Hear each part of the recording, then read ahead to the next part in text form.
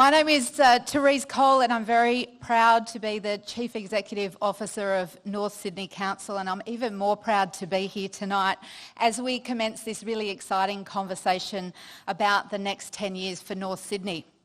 Let me begin this evening by acknowledging the traditional custodians of the lands we're meeting on today, the Camaragal people. I acknowledge that sovereignty of the land was never ceded, and it always was, always will be Aboriginal land. I pay my respects to elders, past, present, and extend that respect to any Aboriginal or Torres Strait Islander people present this evening. You'll see in the room this evening, along the side wall there, a wonderful new mural called Walking Country Pathways by Emma Hicks and Marinda Funnell. The mural was designed in consultation with local Camaragal elder Auntie Jeannie Moran, and it provides a nice opportunity to reflect as we acknowledge the traditional custodians at important gatherings like this. To welcome you tonight, we've put together a little video. The North Sydney Community and Council values and celebrates diversity and inclusion. We are working to create a community where everyone is welcome. Via Velwood. Arigato. Shagato. Funye. Portuguesa. Welcome, Alasalan. Jonathan James. Peter Wood. Yabini Rose. Ocha. Swagato. Selamat datang. Benvenuti. Annyeong. 欢迎 Swagacha. Nastakusa. Bem-vindos. Добро пожаловать. Bienvenidos. Willkommen. Grüße.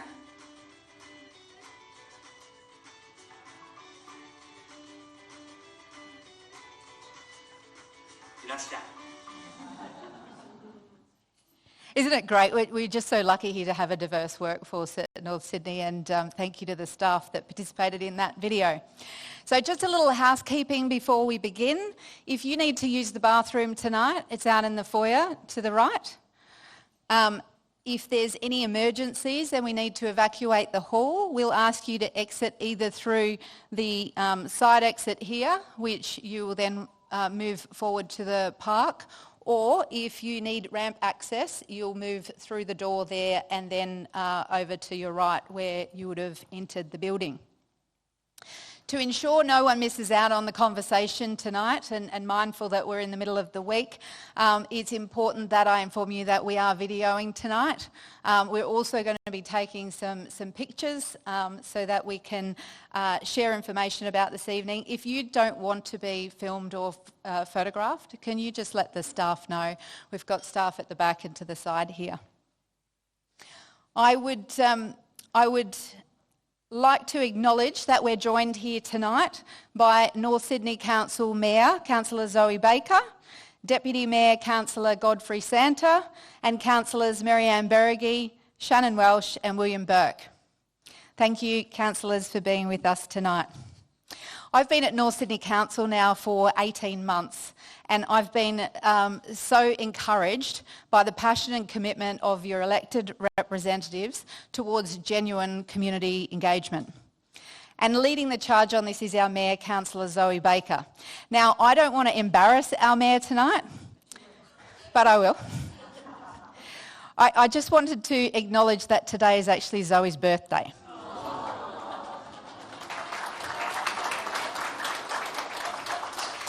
And actually, when I realised that it was her birthday and we'd penciled in the date, and before we advertised it, I did actually offer to change it. I talked to Zoe and I said, you know, it's on your birthday, would you like us to change it?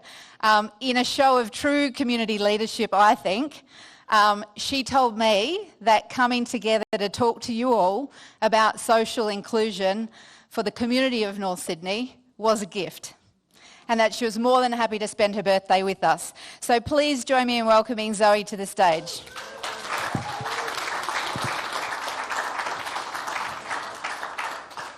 Thank you, and Therese did embarrass me. Those who know me know that I'm at heart still a very shy person, and not despite being the daughter of a party animal, not a big party birthday celebrator for myself. But thank you all for your best wishes. Thank you, Therese, and good evening. I too am proud to be here on Camaragal land, and I express gratitude for the more than 60,000 years of careful custodianship of these lands, waters and skies. And I extend my respect to any Aboriginal or Torres Strait Islander or First Nations people here this evening. It is an absolute pleasure. It sounds like a soundbite, but it really is a gift to me to be here tonight with you all. And the reason it's a gift is that I'm a child of resident action in North Sydney. Many of you know that I swore I would never run for council because my childhood was spent with my mother as a professional troublemaker here on the council, and ultimately the first woman mayor of North Sydney.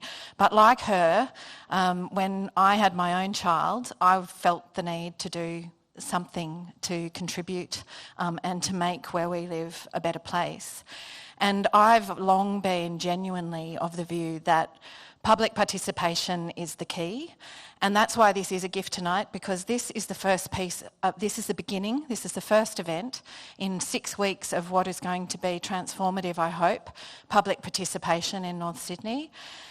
We haven't seen the like of this probably since the 1970s, in that this is not about a guiding to an outcome, a consulting to an outcome. This is true consultation where the outcome will be determined by that public participation. And so that's why I feel like a bit of a policy geek, but super excited that you're all here tonight and that we're embarking on this as a community. I'm really pleased and proud that we have a terrific group of people on the panel here tonight. Author, curator, city maker, I could go on, Jess Scully, Lifeline CEO, Elizabeth Lovell, Waverton Precinct Chair, Ian Gray, and a local student, Lemony Sharma, who I was lucky enough to first meet a couple of months ago at an event at Camaragal Skate Park honouring a member of that community who had sadly passed away.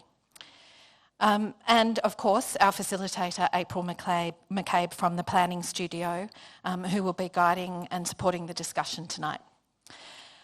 I've already said this is the first of a series of forums, and it's part of a much broader community engagement that is aiming to help the council understand the North Sydney community and what we would like to see for our future. Public participation at all levels of government, but I think particularly local government, is vital. It ensures that the decisions affecting your lives are made with your input, and it helps to build a diverse, inclusive and resilient communities. We live in a time of great polarisation, and that's why public participation that fosters transparency and accountability helps us to combat it, and it helps to create a stronger sense of ownership, belonging and well-being among residents, workers, students and visitors. All are really relevant themes to this evening's discussion. Your presence here tonight shows that commitment to the importance of public participation and also to the importance of the topic that we will be exploring. In a world that is and feels increasingly divided, social inclusion is more important than ever. North Sydney has always prided itself on being a diverse and vibrant place where individuals from all walks of life can come together to live, work and hopefully thrive. But we recognise that there are still tremendous barriers that exist that prevent some members of our community from fully participating, from feeling fully accepted and that they belong. Recent data reveals that the North Sydney community has increasingly diverse population, so more than 40% of people who live here are born overseas. And this contributes significantly to the vibrancy and dynamism of our community. The diversity that we have is a real strength of ours, but it's also for a responsibility that we act to protect it. We must strive to create an environment where individuals from every walk of life feel valued, respected and empowered to fully participate in the life of our community. And this means challenging discrimination, promoting an understanding and creating opportunities in a meaningful cross-cultural engagement. And as part of this engagement, it's imperative that we acknowledge and address the needs of Aboriginal community in North Sydney, and by embedding First Nations voices and perspectives in our community engagement, we can work towards redressing historical injustices and, more importantly, building a more inclusive society for all. It's also crucial that we prioritise inclusivity for individuals with a disability to ensure that all members of our community are able to fully and equally participate. We know that 17% of North Sydney's residents are aged 65 and over, and that is on an upward trajectory. There is more that we can do to support an ageing population, including addressing issues of social isolation, loneliness, and that epidemic of loneliness is very sadly impacting to a much greater degree, really, younger people in our community. So recently the Council undertook a survey of 450 local young people, and we learned that anxiety and depression remain prevalent and that our young people are experiencing heightened levels of loneliness. We also know that 37% of our population are single person households, 15% higher than that across the Greater Sydney region. Despite us being digitally much more connected than ever before, our community members of all ages have a critical need for in-person connection, and we need to do more to provide and foster opportunities for people of all ages to connect across groups and within groups in North Sydney. Research consistently shows that increased volunteerism brings higher levels of community cohesion and engagement, and that's one of the special things about North Sydney, is that consistently we have much higher levels of volunteerism than that across the Greater Sydney region, even though, like everywhere else, that has been in decline. And that decline may be that part of that culture of volunteerism has a tendency to remain in a particular older age group. And as they age, maybe that's declining. And so that's one of the opportunities and challenges that we have to bring people of all ages into volunteering roles within our community. These are just some of the many opportunities and challenges we face and that we can consider collectively about how do we protect and foster social inclusion in North Sydney. And so tonight our panel of experts will provide evidence-based insights, diverse perspectives, innovative ideas around the key themes in the discussion paper, including how we can work together to break down those barriers. Together we've got to challenge assumptions, embrace the richness that diversity brings to our community, and reaffirm our collective commitment to nurturing a North Sydney where everyone feels included, welcomed and valued. So thank you again for being part of this, and I'd encourage you to all go away and find 3 people you know and refer them to Council's website and to the variety of ways they can engage on this topic and the others that we'll be rolling out over the coming weeks. The more voices and the more aspirational ideas that we have, the better the planning for the next 10 years can be. So thank you.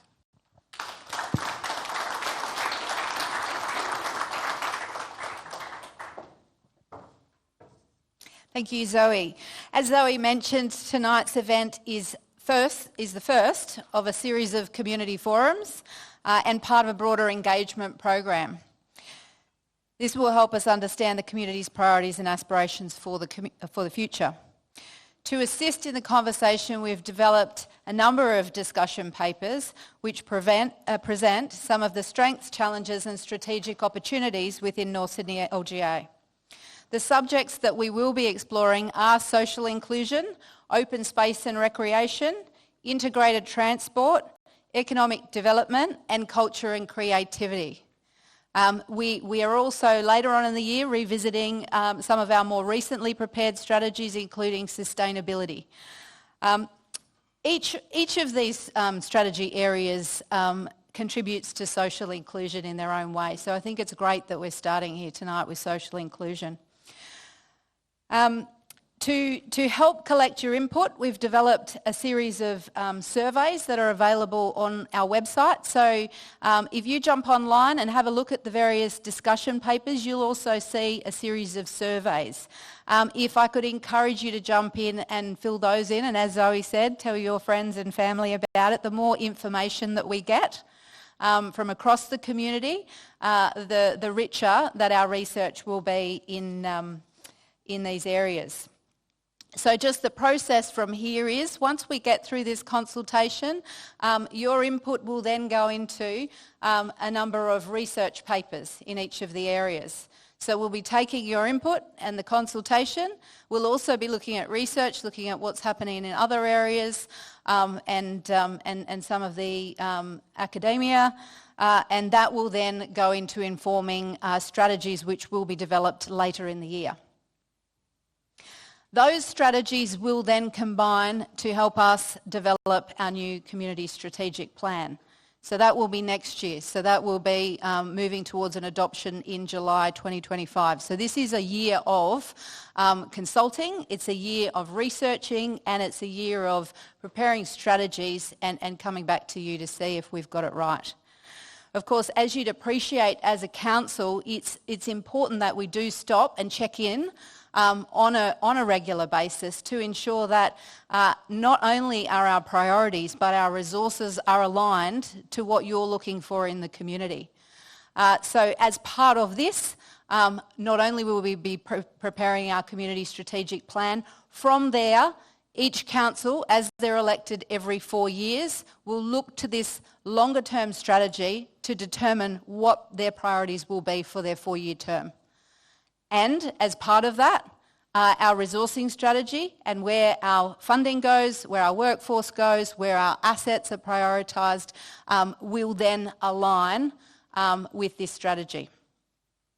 It sounds like a bit of a utopia conversation, doesn't it? But strategies and plans and more strategies, we are trying to make them as clear as possible. In fact, the challenge for our staff will be that these strategies are no longer than certainly 7 to 10 pages. The research pieces will be separate as an annex for you to look at. Anyway, tonight, our first community forum is here. We're starting this important conversation with social inclusion. To facilitate the discussion, I welcome April McCabe from the Planning Studio and our panellists, and April will introduce the panellists in more detail. Thank you, April.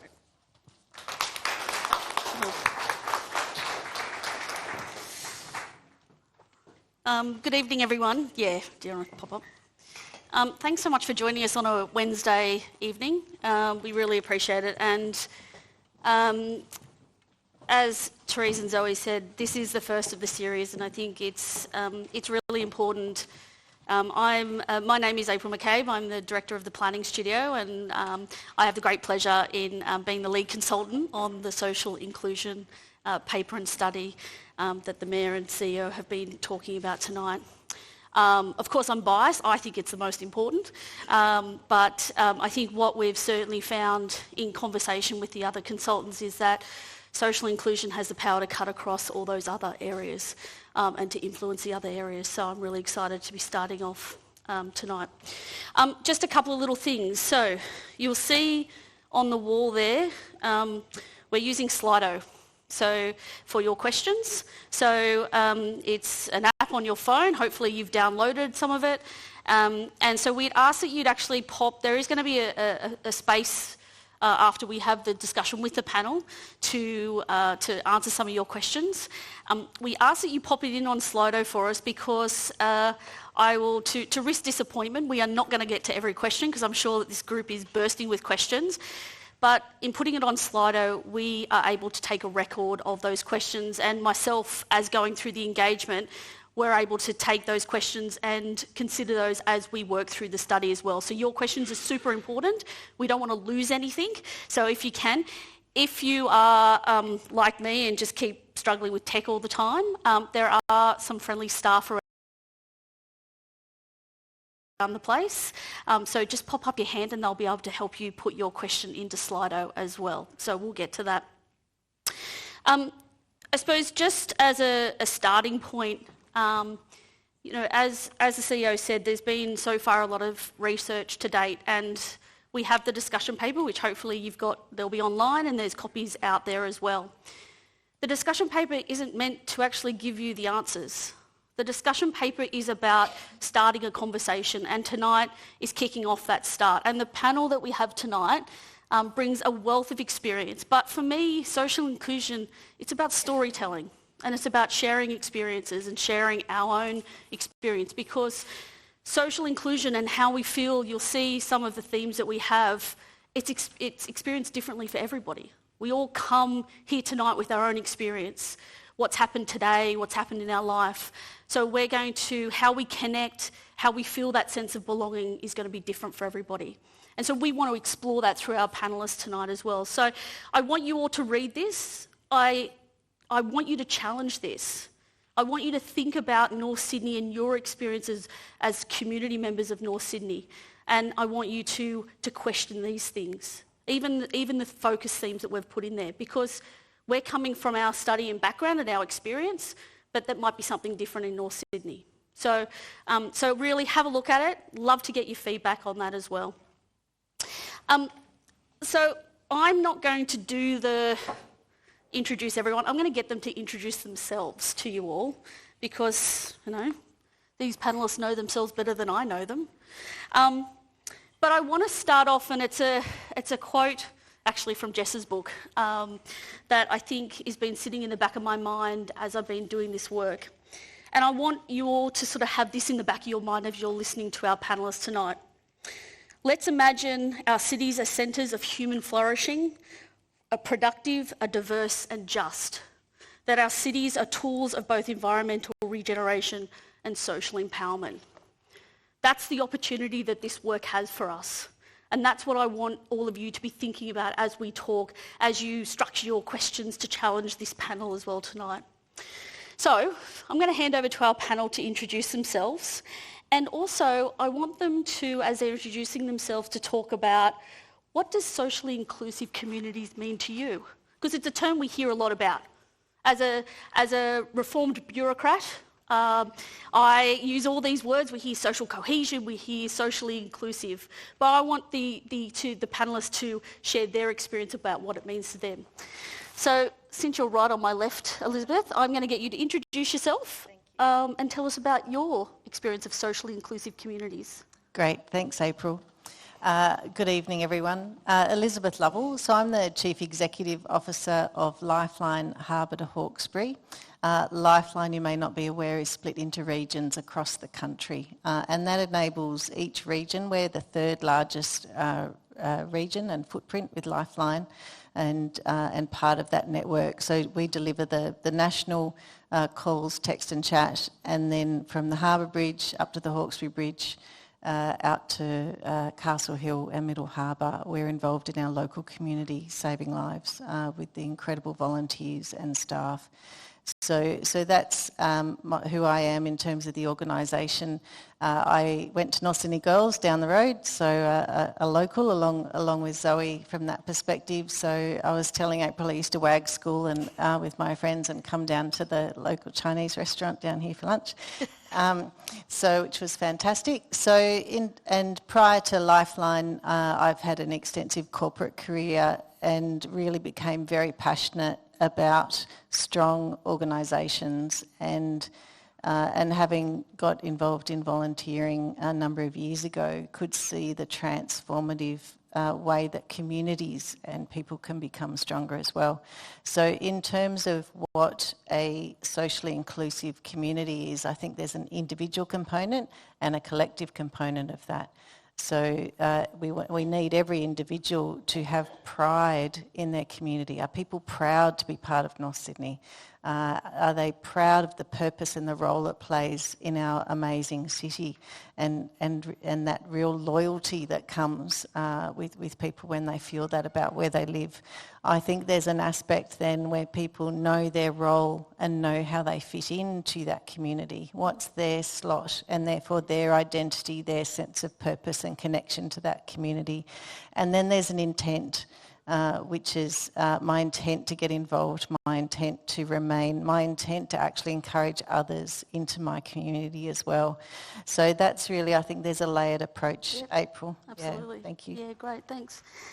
Ian, I'll get you to introduce yourself and the same. What does social inclusion mean to you? I think we're all on. I think you're good to go. I know.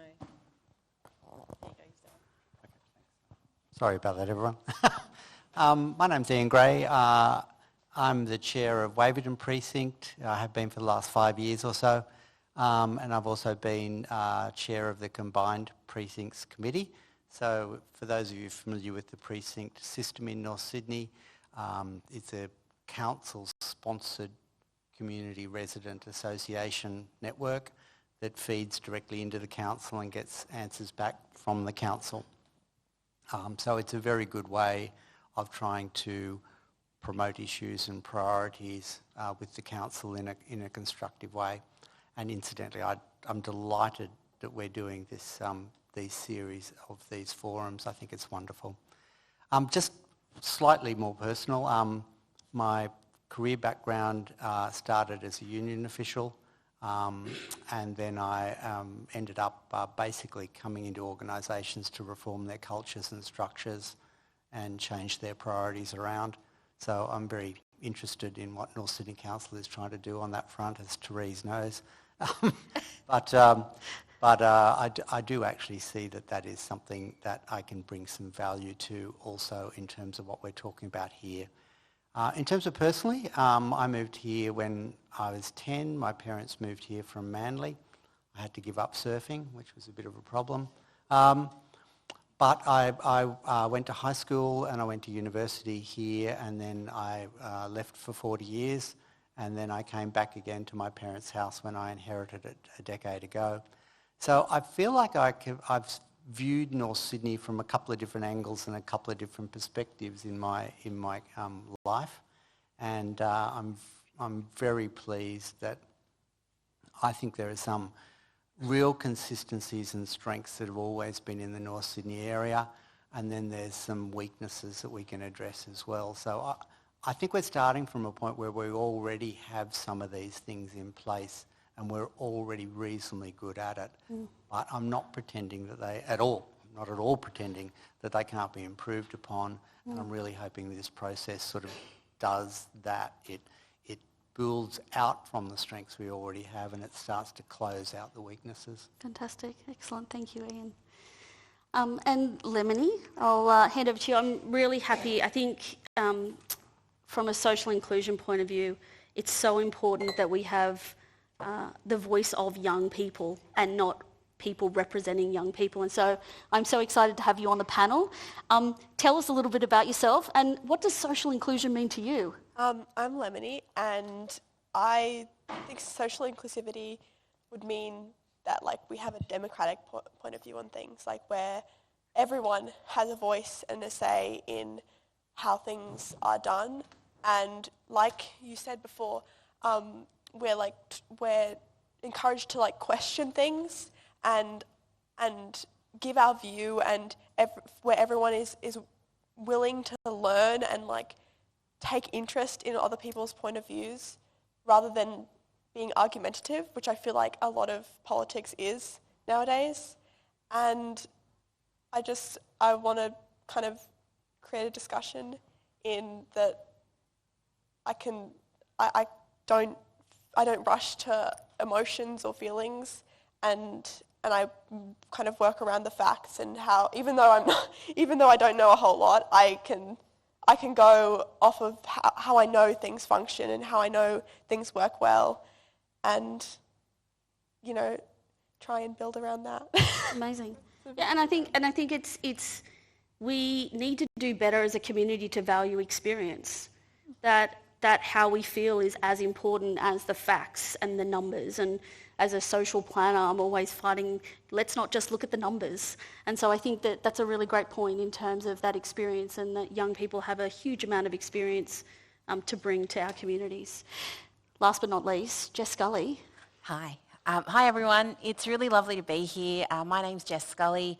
I have done a bunch of things, and I was, until last year, a community representative in the City of Sydney, so just on the other side of the bridge, so neighbourly. I'm a person who's really passionate about cities and places and the potential that they have to help us all feel included and heard and engaged in living, our best lives. And I think local government is critical in that, and participation is absolutely critical in that.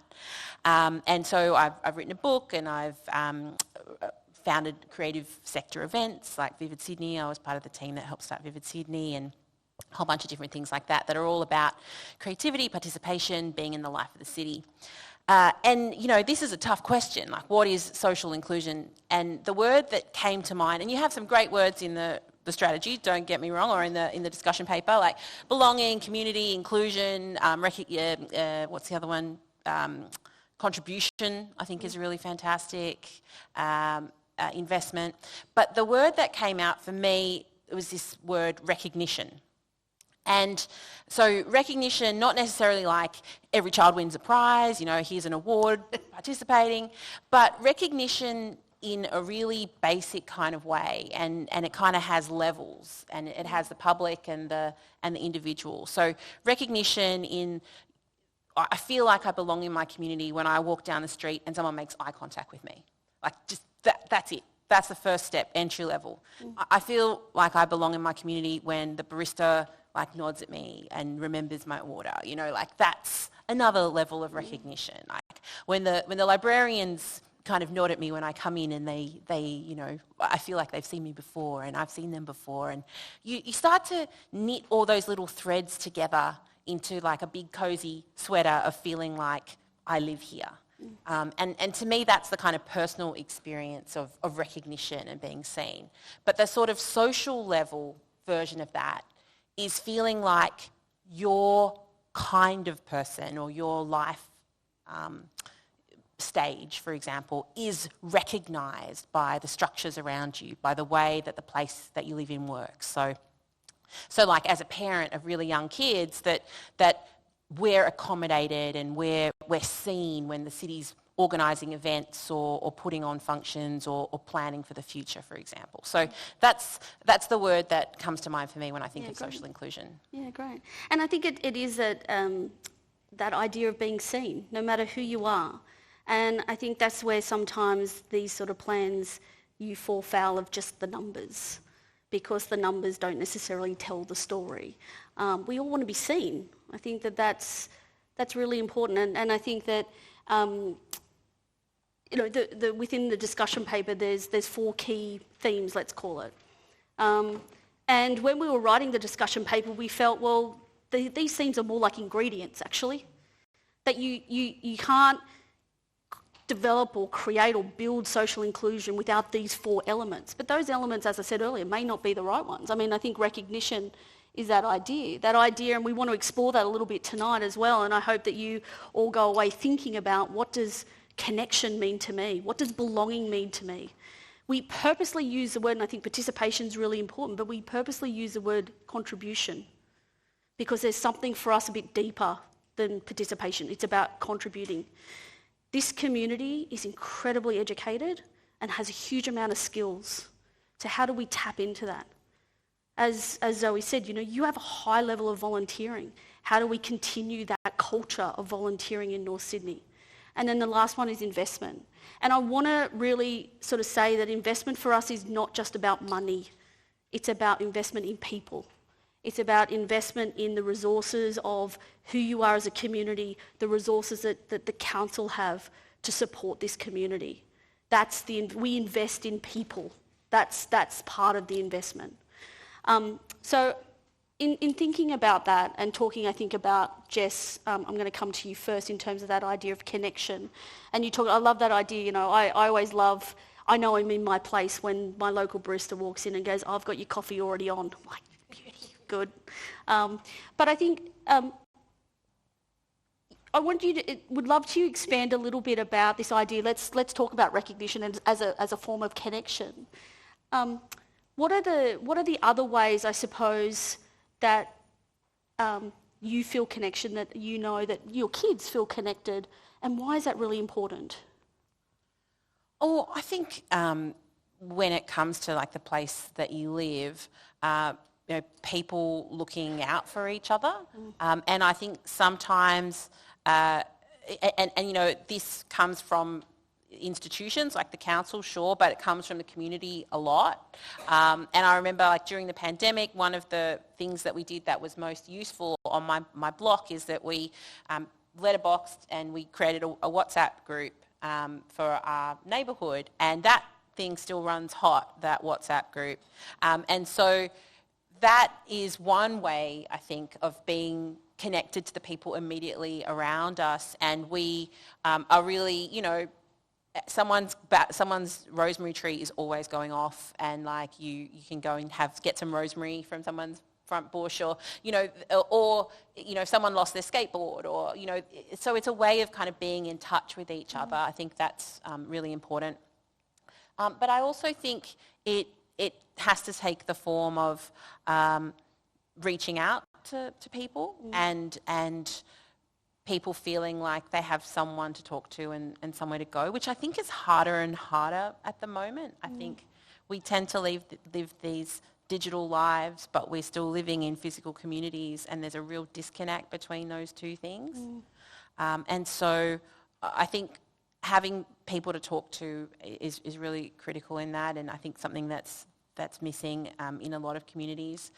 And also feeling like sometimes your community falls between the cracks. You know, I feel like it's quite hard when you have young kids, you know, to come to community meetings or to participate in the community in the way that some people, you know, some parts of the community can.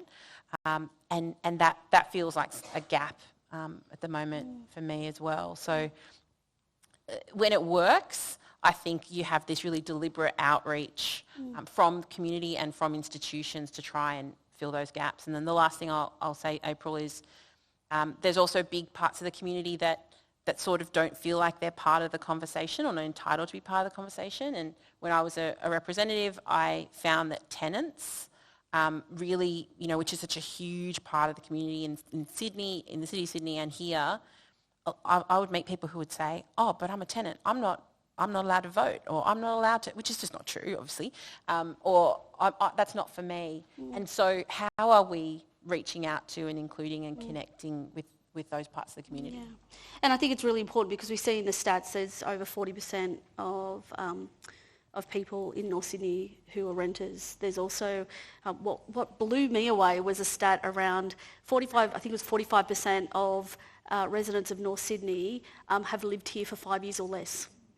And I was really, really surprised. And I think that there's that effort to do, that which we'll come back to. But Elizabeth, you know, one of the things we talked about earlier and that Zoe raised was that, you know, increasing social isolation. We've got a high single household rate here in North Sydney, not just for older people, but for younger people as well. And so, I mean, I really want to tap into your experience as well. Mental health, anxiety, depression, these are the things we're talking a lot more about. I think it's fundamental. Why is connection really important from that perspective? Yes, I think, no, thank you. I think connection is literally the third pillar of what comprises overall mental health. We all need physical health at whatever age we are. We need our psychological health, but we can have both of those. But if we don't have connection, our overall mental health will decline, and there we will lean into depression or anxiety. We're seeing very, very concerning levels of loneliness, isolation. I think, you know, Lemony, you're the voice, but I think for a lot of young people, what we have enjoyed through our lives is perceived by them as just literally out of reach. And so there's this real aspiration that they don't feel they can reach. And so what do you do? I think we're also seeing with the moving population and the breakdown of families, we're seeing grandparents still have to work, where in the past they might have been able to play a real role with our young people.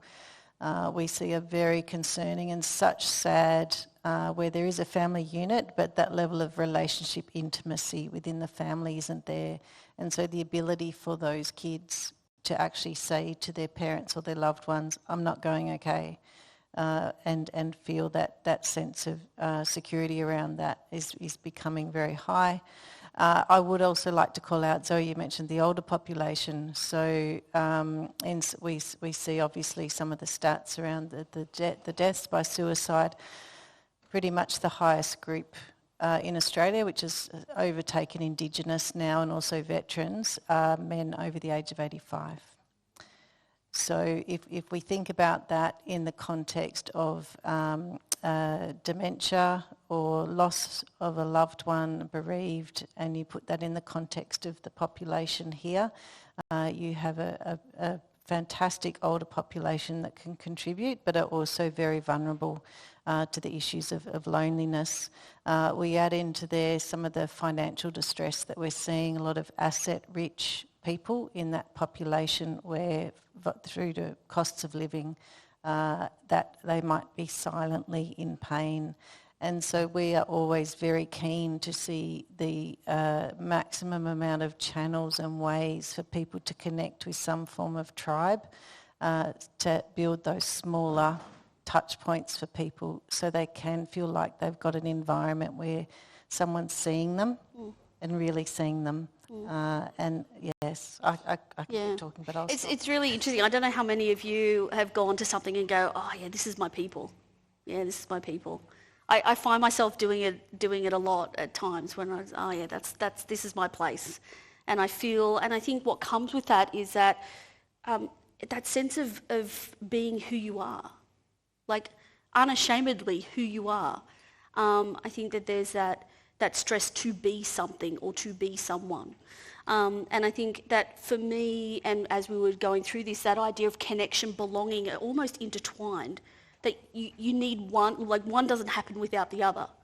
And so there was a lot of debate, the order that we'd put it in. But, I think it's really, and you'll see it's all interconnected.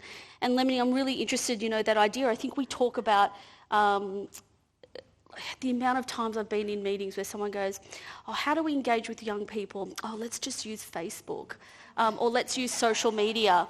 And I think you made a really good point earlier. It's about being part of an actual conversation, one that is fact-based. So I'm really interested to understand, and of course we recognise you don't speak for all young people, you speak for yourself as a young person, but what ways do you want to connect? In what ways do you feel a sense of belonging as a young person in a community, and that your voice matters?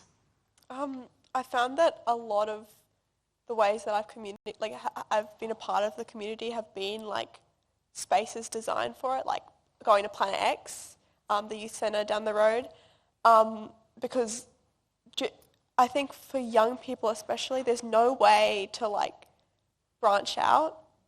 I think a lot of the ways that people tend to meet people and socialise is through work and places like bars, but that's just simply not a thing for us. And so unless your school is exceptional at like working about socialising and like connecting to everything, you're just kind of stuck. Yep. And I think that, sorry, I've forgotten what the question was. I think that just to be like able to connect through things in a simple manner and like then become part of discussions is so important. And just the fact that I've been reached out to for this is a big step into getting us into the conversation when we really do need to be a part of it, especially with so many laws being made, like for schools, like the social media ban in South Australia and the phone ban in New South Wales. I think we really need to have that voice because people aren't realising what impact they have and what is going to happen now. Yeah. Yeah, and I think that's really important that we forget that. I think we sometimes, as a town planner, I always say we're not planning over or for, we want to plan with. And I think we have to be better as a community to plan and talk with people. And as you said earlier, to meet people where they are. One of the things I think that polarisation is we seem to be losing that ability to step into someone else's shoes. And I think how do we, and I encourage you all to be challenged and step into someone else's shoes when you're reading through this. What is the experience of someone who is completely not like you? What is the experience of someone with disability, whether it be a physical or neurodiversity? I think it's a really humbling exercise to have to do that. And I just quickly, Ian, I'm going to come to you, but we had a beautiful day where we engaged with primary school and high school students from across the LGA. And I love little kids in particular because they're super honest. And we asked them why their voice matters. And I think a lot of it resonates with what you're saying. And, one of them said, because young people are more likely to bend the rules. The other one was, they're not boring. So I thought that was quite a nice one. But I think that one of them was really, and this came from a primary school student that said, we might see things adults may not, like a broken slide. And I think it's that different way of seeing. And I think that's super important for us to always think about gaining that diversity of voices. How do we all see things? Because we all see things through different eyes. And I think that's really important. And I think from that idea of belonging, it comes to that idea of contribution. And Ian, as a precinct leader, as someone who was the chair of all the precincts, and I think you're the epitome of that person who volunteers. I'm really, you talked earlier about the strengths that are here that we leverage and build on, but there's some things that we can do better. What are those things you see as a strength within this community in terms of that contribution? And where do you think community and council can work better together to increase that? Thankfully got it that time. I will come back to that in just one second. Yeah, Can I just add of course. something to the other one though? Children in North Sydney, particularly school children who live here rather than the ones who come in and live somewhere else. Part of it is the old-fashioned idea of just doing things together, and that's not very well catered for in North Sydney, and it's not the fault of the Mayor, as Zoe knows. But there aren't many parks. There's nowhere to go play basketball. It's hard to have a game of tennis. It's hard to just sit down and, with teenage kids, sit down somewhere and just all do something together. And there's a lack of the facilitation of that happening that I think is part of the problem for North Sydney. So it's not an intentional thing, but it stops them being able to get together just on a natural way on weekends just by catching up, see you down at the Oval or whatever. Sorry. So back to the question you actually asked me. I'm always at a bit of a loss why other councils haven't adopted this model of precincts, because it really does enable the community to have a voice through to the council in real time on critical issues. And it also has a return loop, which is the council comes back to you and gives you an answer to your questions or your motions that you passed or things like that.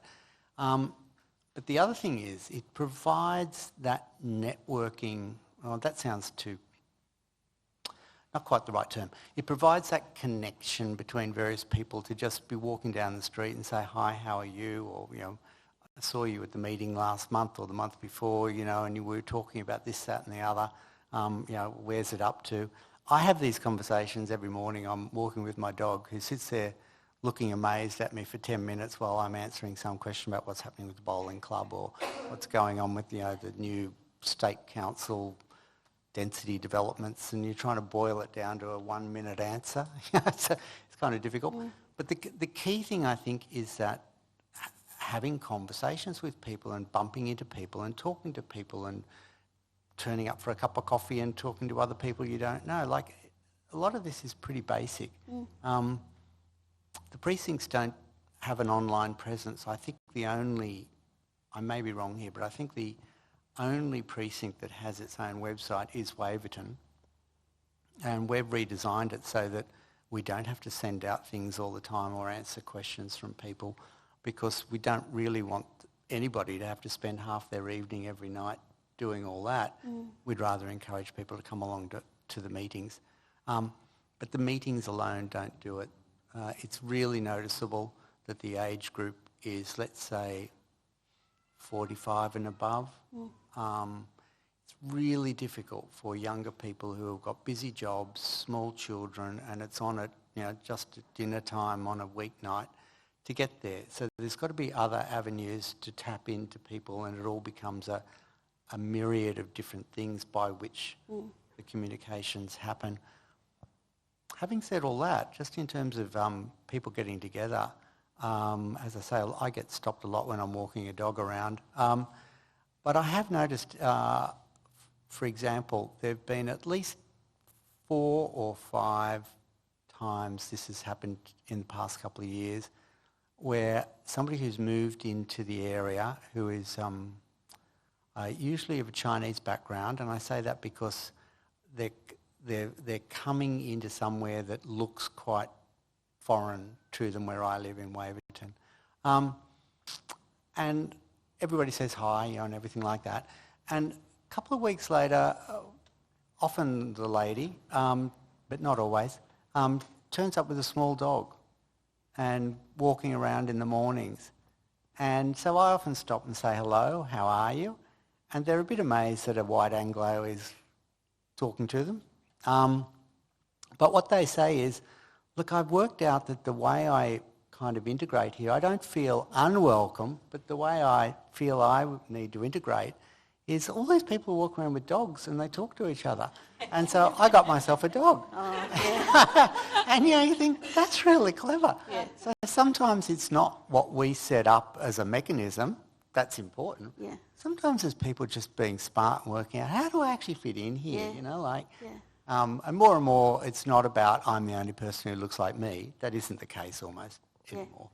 Yeah. But it's about, look, how do you live in these sort of suburbs where, otherwise I wouldn't know who to bump into and who to talk to. Yeah.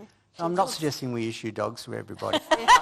But I am sort of saying some of it we can structure, and other bits of it other people work it out, and they come up with a workaround. Yeah. And it's a mix of both. Dogs really seem like the dogs. superpower, don't they? Yeah, they are.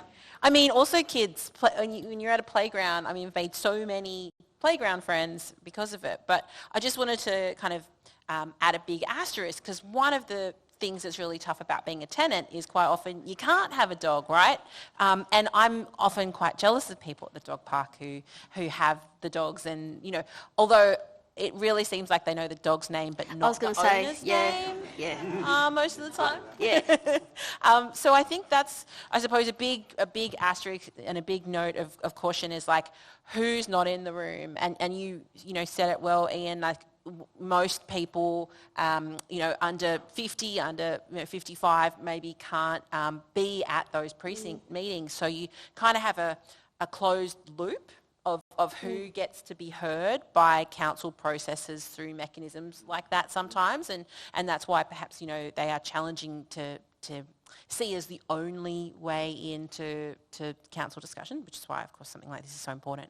So, I mean, what is it? Is it like having info stands, like suggestion boxes at the dog park, suggestion boxes at the playground? Is it creating opportunities for that kind of intergenerational connection? Does everyone remember that Old People's Home for 4-year-old show, right? It's like, why isn't that happening everywhere?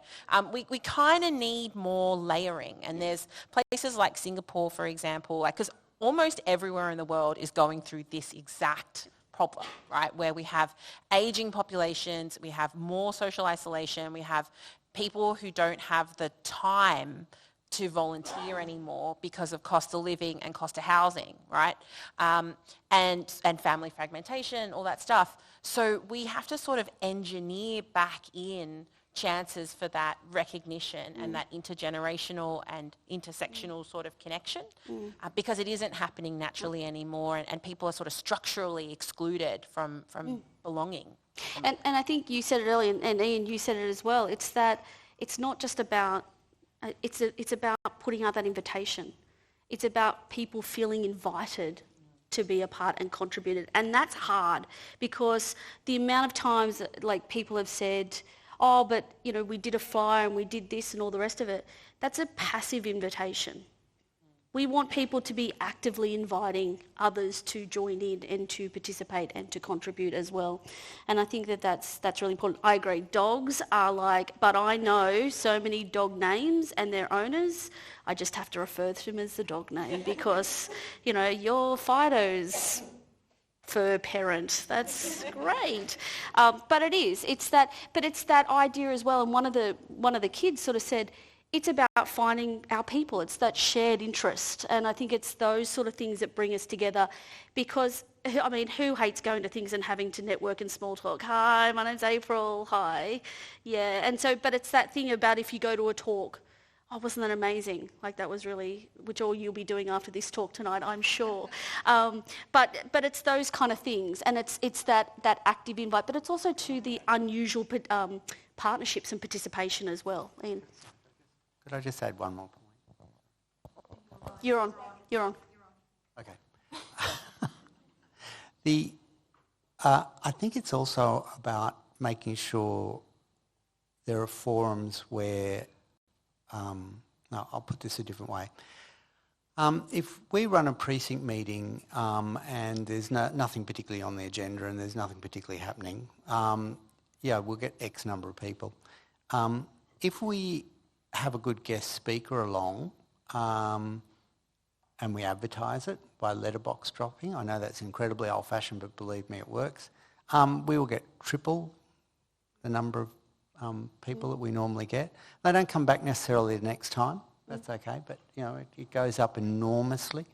And then the other way is, and I'm not at all critical of what we're doing this evening, I think it's wonderful, but if we can get like the mayor or one of the general managers or anybody out to a meeting that's more local, you've often got a much higher turnout rate.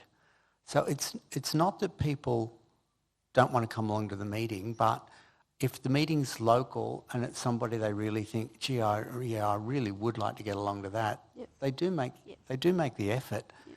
So part of it, I think, is the way the council decides to communicate with people. Yep. There's a place for this kind of centralised one-off event. Yep.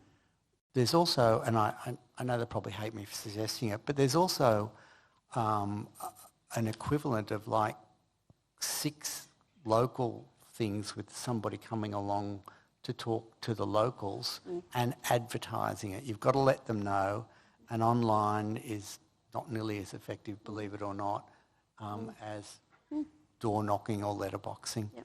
And I know that sounds like I'm stuck in some kind of a time warp, but honestly, I see the numbers every month. It just goes up and down depending on what we do. So I just think we'll come up at the end of all this, I hope, with a range of different approaches. Yeah. And I think that's the thing. It's the key message. It's not a one size fits all. And I mean, Elizabeth, I'm really interested as well. We talked a lot about that active invitation.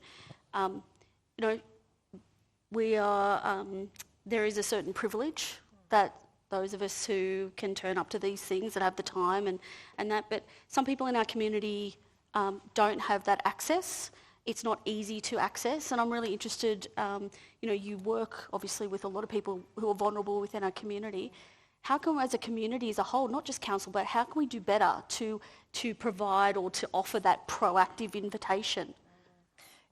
Thanks, April. I think it is a absolutely critical thing to do, and we need to be sensitive to how people embrace those. So I'll give an example. We've recently launched an initiative, and with the fantastic support of North Sydney Council as well, where we've taken Lifeline crisis supporters out from behind the phones and put them in local libraries. And that means for free, anonymous, no appointment, someone can come in, anyone from the community in and say, I'm going to the library, and actually speak to someone that's trained. It's been, and we're measuring it, and we've got a lived experience group on how that's going, but the feedback's been so interesting about how people who feel socially excluded or socially anxious engage with that initiative.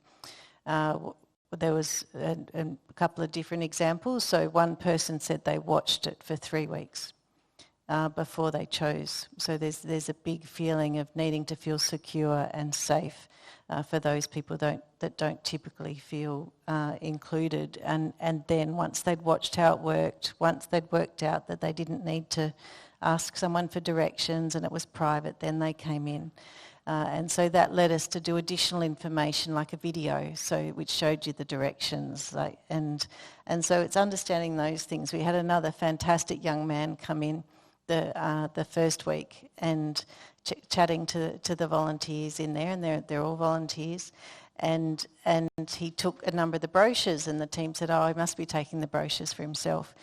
And half an hour later, a lady came in crying. She said, is this Lifeline? And I said, yes. And they said, how did you hear about us? And she said, there's a young man out there on the street handing out your brochures.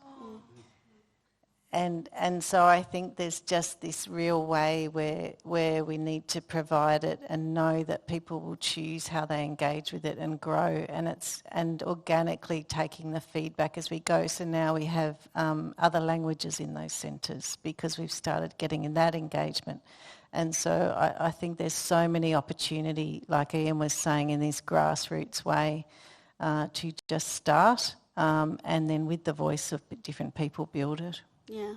I mean, maybe I'm an optimist, but I think that as communities and the communities that I work in, whether it be in Sydney Metro or regional New South Wales, is our capacity for generosity.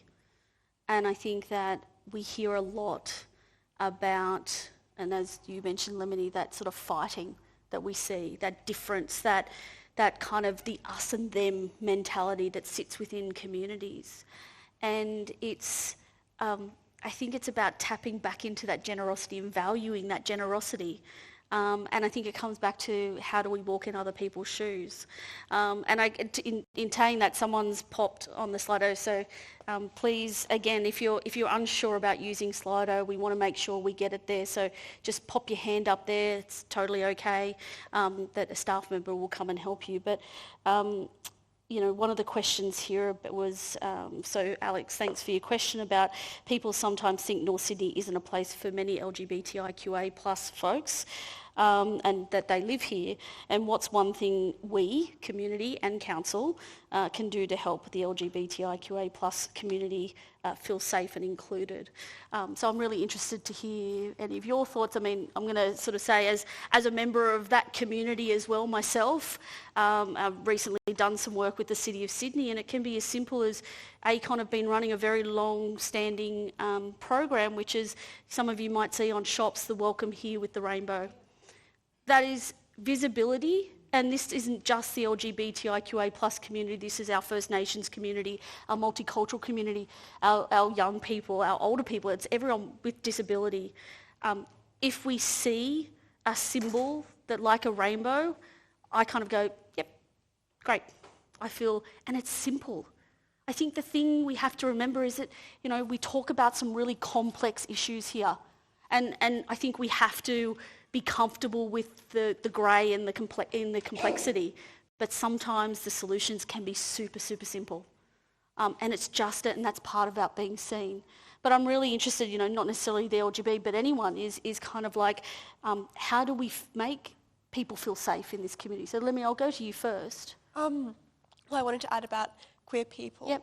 As a queer person myself, I think that some initiatives around Sydney are really beautifully done, like the -18 initiative. It's run by young people for young people to create a space where people can find support not necessarily in workers, but in other people with similar experiences, where it's just really not been a thing throughout my whole life. Like, it's a very unique place.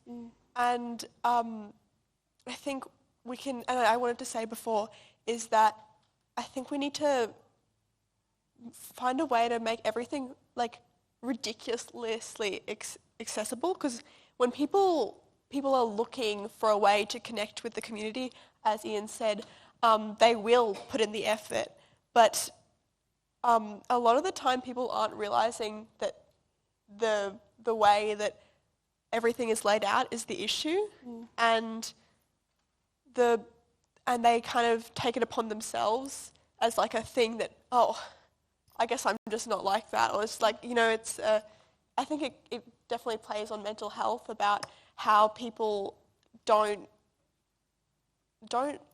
acknowledge that there are ways that are woven into the way we interact with the world, as to that they can use to find spaces to talk.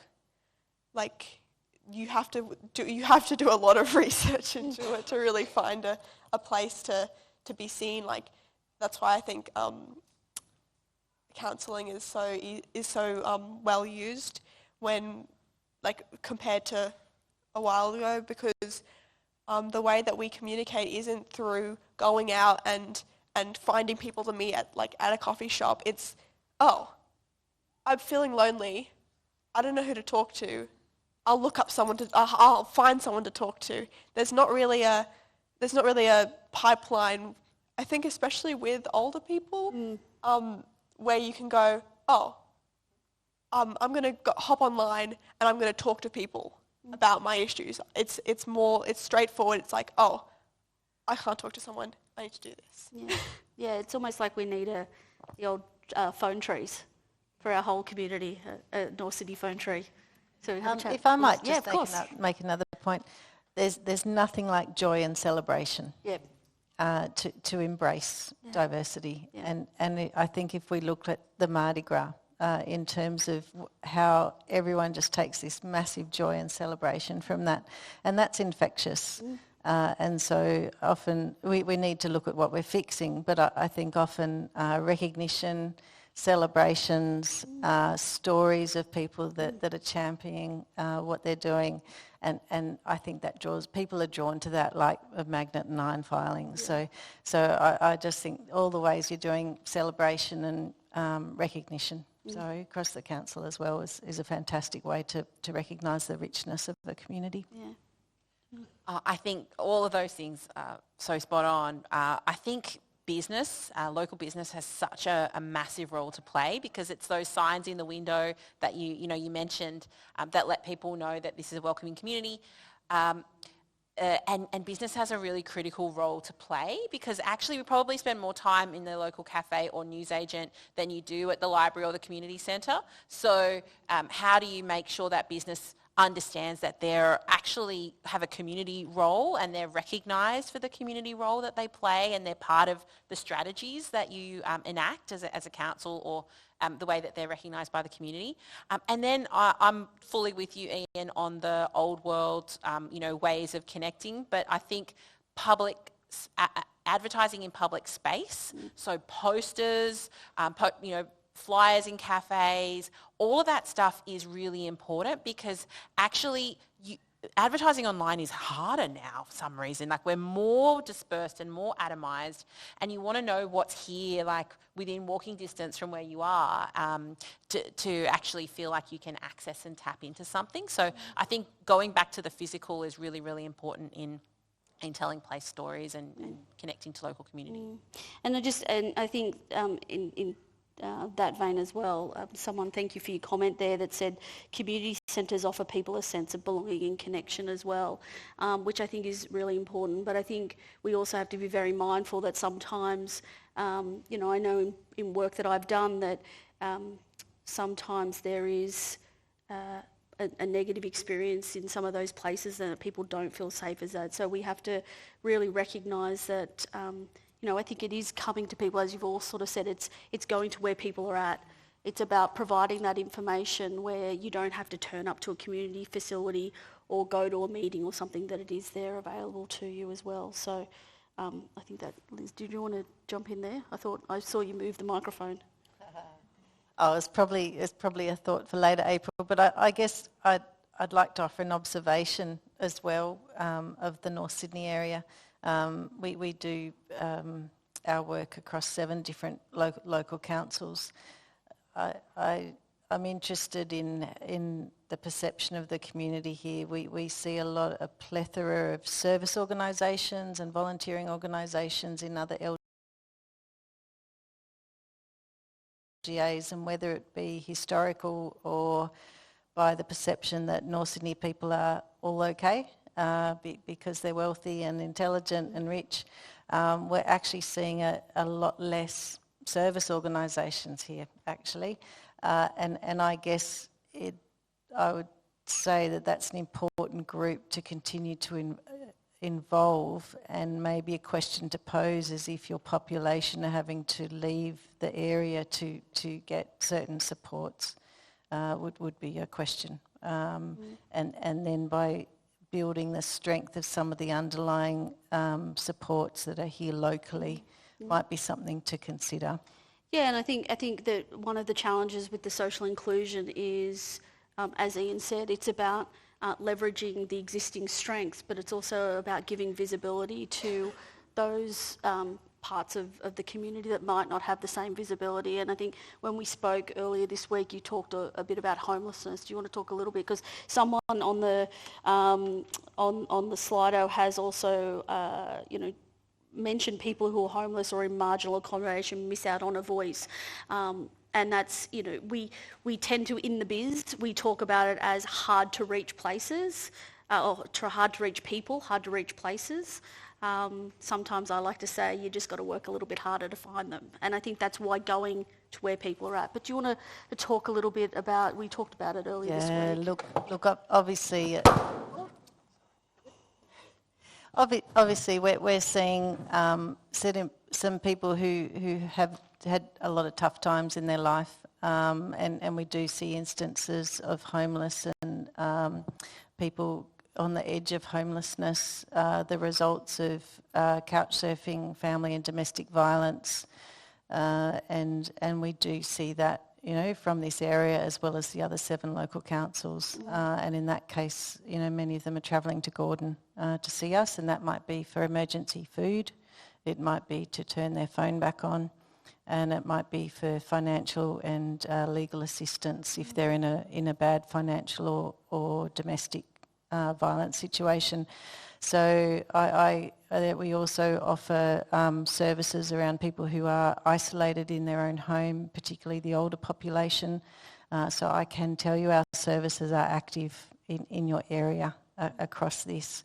And so we hear distressing stories as well of people who are not considered residents, and we hear about them sleeping in doorways in this council along with other councils. So I think, one of the things we were discussing in the pre-briefing for yourselves as a community to consider is what's the scope of that community. Jess mentioned the business community. You've got your residents, the tenants, absolutely. But you'll have this worker population, you have your student population, the parent population, you have so if you want solutions that are inclusive to those people passing through your community as well as residents. So you're one of these ones that has all these additional layers that other local communities might not have. So I do think there's a richness there, but if you only address residents and if you only address people who actually live here, you've got a huge number of people walking your street or on your street that haven't been included. Yeah, and I think North Sydney really does have that diverse community. One of the things I think we want to really encourage people and have conversations through the engagement that's coming up is, what are some of those unusual partnerships? what are some of the things we don't think about? So, for example, after the school day that we had, is how do we connect older people with school communities? I don't have children, so I would kind of feel a bit weird offering my kind of expertise and enthusiasm about life to a school community, but there's a lot to offer, and I think that we have to think about partnerships differently. I think we have to think about how we govern differently as well, and that's a hard thing for council, for the community to grapple with. We are creatures of habit, and so we like things, we don't like change a lot, but I think that I feel that particularly with the work that North Sydney's doing, and certainly every time I speak to Therese and to Zoe as well, that there's a real desire for this council to be doing things differently. And I think that that's really encouraging, Jess. Yeah, I mean, there's so much there that is, even just in the language that we use. I remember being on council, and when someone was mad at you, they would send you an email that said, as a ratepayer. And, it's such a narrow way to define who's in our community, because 80% of the people that I engage with in my community are probably not ratepayers, but they're really, really important people in my community. So I, as a council, would just not use that word anymore, because it implies a sort of power dynamic that says some people belong more in this community than other people. And it's a really, really unhelpful frame for thinking about the contribution and the belonging that people have in a place, right? The parents who bring their kids every day probably sometimes spend more time in this community than some of the people who live here and pay rates, because they're off working somewhere else, right? And so really let's think about all the contributors to the community and the people who give and belong to and pass through this community. I think that's really, really critical, how we talk about people. And it's sort of old-fashioned, but when P and C's were about parents and citizens, right, for example. And I was so surprised to learn that North Sydney had the highest number of high schools in the city, the country, the state. The country. I tell you what, we don't have any in the city of Sydney. We had to fight tooth and nail to get one. So we'll have a couple if you're sick of any.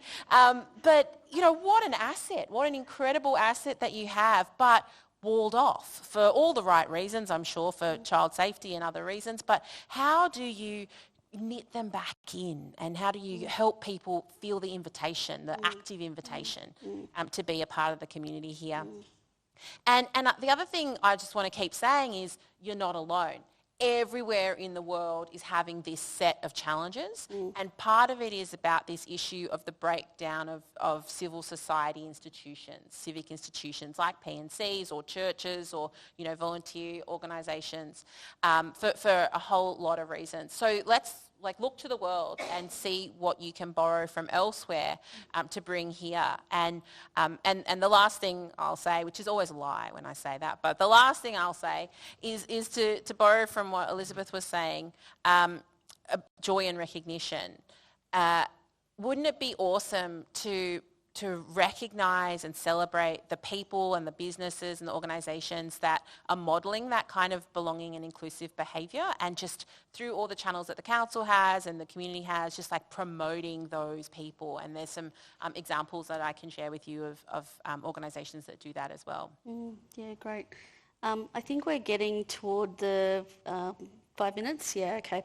So as I said, we do have the questions here. I'm just quickly looking. There's some great questions for me to grapple with over the next sort of couple of months as I'm doing so. Really exciting.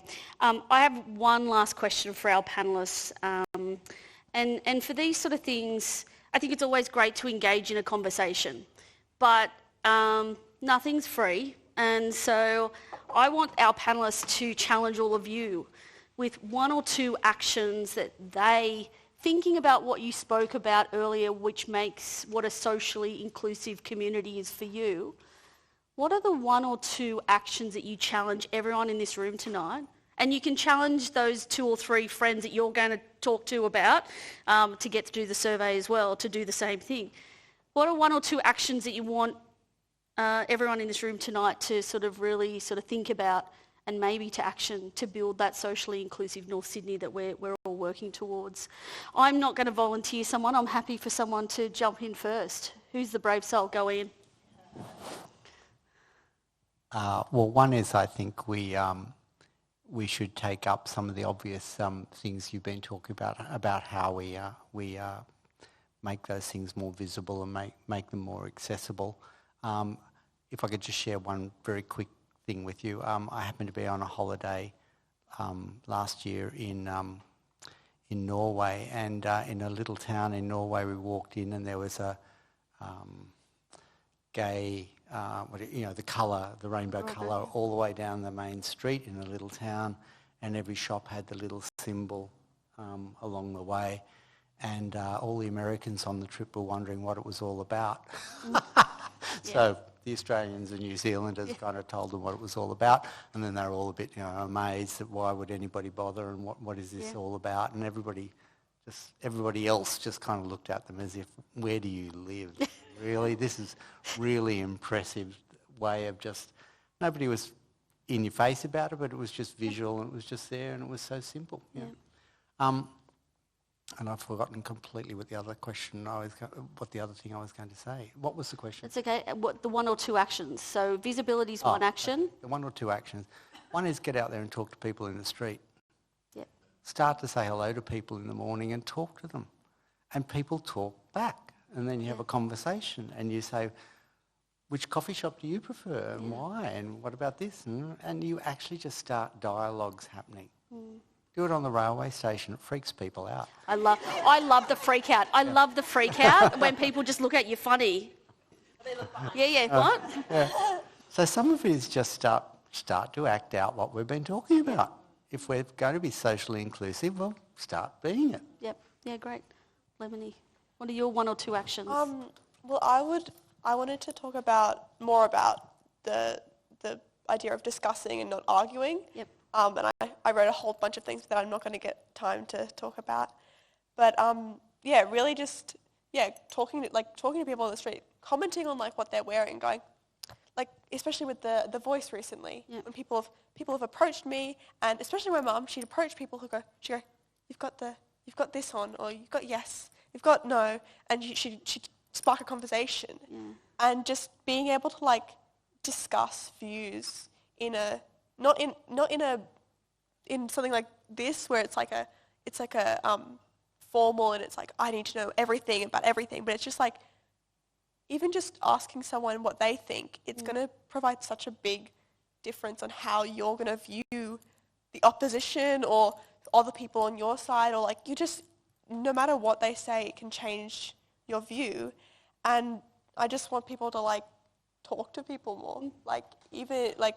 I think we put on our headphones and we walk down the street, and I think no one's is excited to talk to people on their walk to work.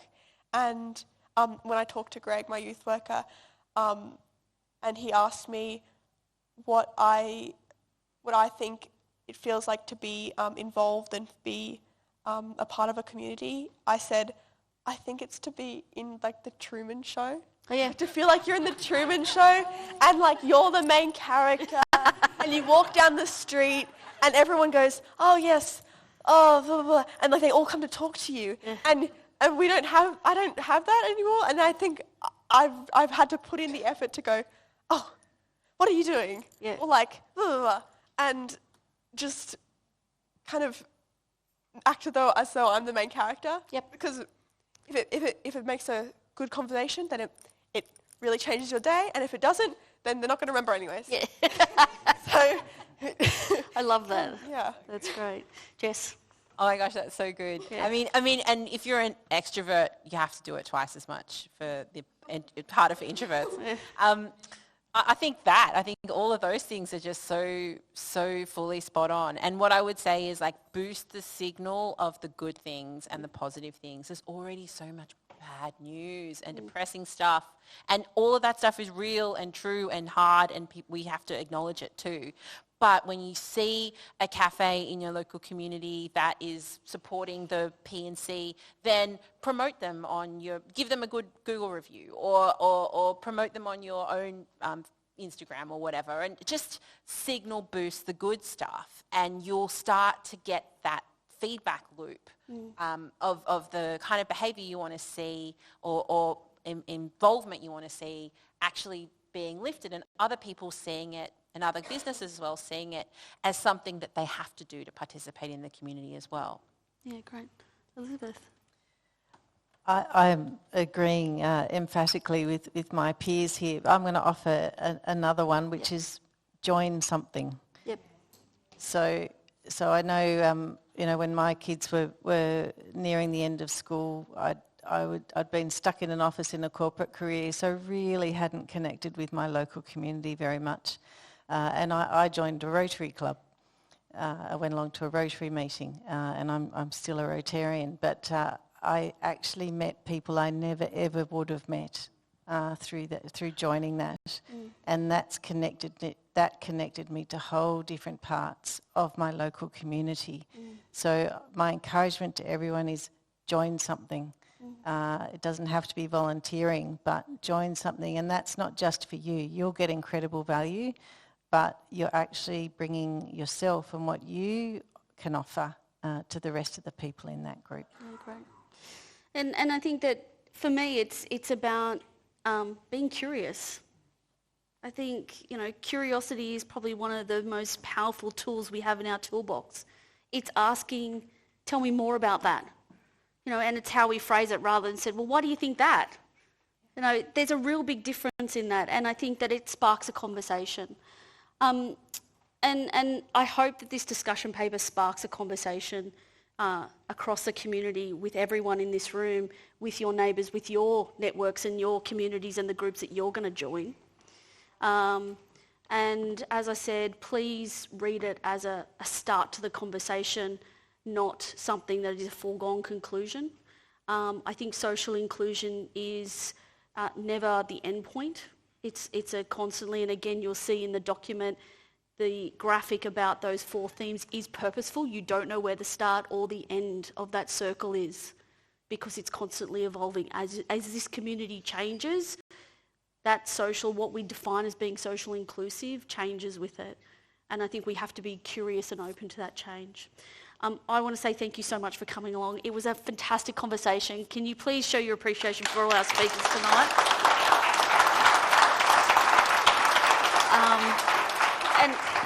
And I look forward to hearing all of your suggestions, and all of those suggestions of the 1 or 2 people you're going to talk to add their suggestions to this discussion paper. So thanks, Therese. Thank you. Before you all go, one more round of applause. Thank you, April. Thank you, Elizabeth, Ian, Lemony, Jess. Tonight was, like the discussion paper, an opportunity for you to start thinking about social inclusion, thinking about how you're going to contribute, the input that you're going to put forward as part of this process. Before we leave, a big thank you not only to April, who has been busy preparing this discussion paper, but to staff, and I'm not going to single anyone out, but staff from right across council have all pulled together to be able to get us to this point where we are now. We're going out with 5 different strategy areas, which is quite an ambitious thing to do in a period of time, but it's going to be good for North Sydney when we get to that high-level strategy next year. Thank you to the Mayor and to the councillors for getting behind it and having the confidence in us to do that. I would encourage you, jump online, fill in the survey. Our next forum is next Wednesday night, same place, same time, open space and recreation. And I can tell you, if you have... Sorry. 22nd. Next Wednesday. We've got it. Next Wednesday. Next Wednesday, if you haven't had a look at the open space and recreation discussion paper, I encourage you to do it. There has been nothing left off the table in that conversation. Open space is one of our biggest challenges in North Sydney. The discussion paper talks about everything from the sports we play to the places that we have, including roads, including parks. We're talking about the future of North Sydney Oval. We're talking about golf clubs. We're talking about synthetic turf. And once again, It's a conversation. It's not an actual, there's no answers in there. It's a conversation. We want your input so that when we're building the strategy, we can really be aligned with the community and aligning our workforce, our resources and our decision making with you. So once again, thank you very much. Thank you for sharing your evening and we look forward to seeing you again.